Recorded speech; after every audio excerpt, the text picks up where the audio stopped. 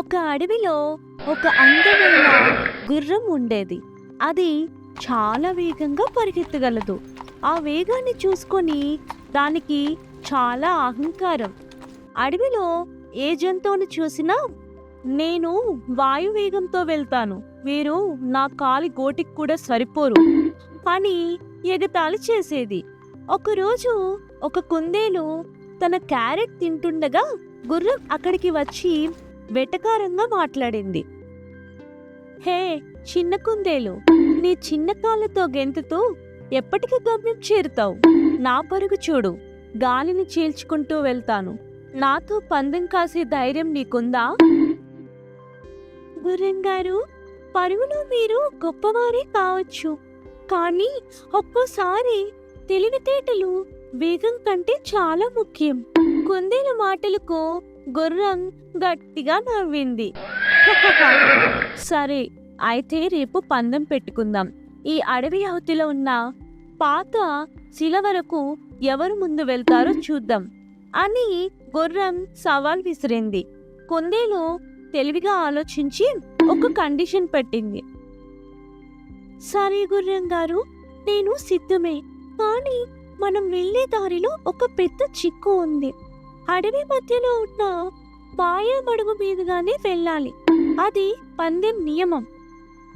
మడుగు అయితే ఏంటి, సముద్రమైనా సరే నేను దూకి వెళ్ళిపోతాను. రేపు ఉదయం కలుద్దాం. మరుసటి రోజు జంతువులన్నీ పందెం చూడడానికి వచ్చాయి.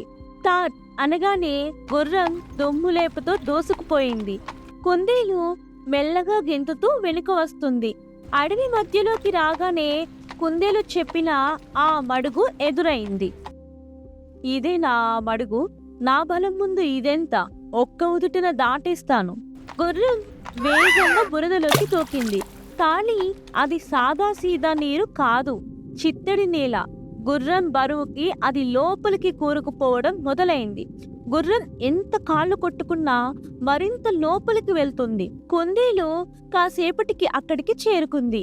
అది చిన్నగా ఉండడం వల్ల ఆ చిత్తడి నేల పక్కనే ఉన్న చిన్నపాటి రాళ్ళు మరియు ఆకుల మీద అడుగులు వేస్తూ చాలా తేలికగా ఆ మడుగును దాటేసింది. గుర్రం నిస్సహాయంగా బురదలో ఇరుక్కుపోయి ఉండడం చూసింది. కుందేలు మిత్రమా, నన్ను కాపాడు, నా అహంకారం నా ప్రాణాల మీదకు తెచ్చింది, నేను కదలలేకపోతున్నాను. కంగారు పడకు గుర్రం గారు, పక్కనే ఉన్న గట్టి వేరును నోటితో పట్టుకోండి, నేను అడవిలోని ఏనుగును పిలుచుకొస్తాను. కుందేలు వెంటనే పరుగెత్తుకుంటూ వెళ్లి ఏనుగుని తీసుకొచ్చింది. ఏనుగు తన తొండంతో గుర్రాన్ని సురక్షితంగా బయటకు లాగింది. గుర్రం సిగ్గుతో తలదించుకుంది. వేగం కంటే ఎక్కడ ఎలా వెళ్లాలో తెలిసిన వివేకం గొప్పదని అది గ్రహించింది. నన్ను క్షమించు కుందేలు, నా వేగం నన్ను కాపాడలేకపోయింది, కానీ నీ తెలివితేటలు మరియు చిన్నతనం నిన్ను సులభంగా గమ్యానికి చేర్చాయి. బలం ఉన్నప్పుడు గర్వపడకూడదు గుర్రం గారు, అది ఆపదలో పనికిరాదు. మన మధ్య స్నేహమే ముఖ్యం. నీతి అధిక బలం కన్నా సమయస్ఫూర్తి మిన్నా.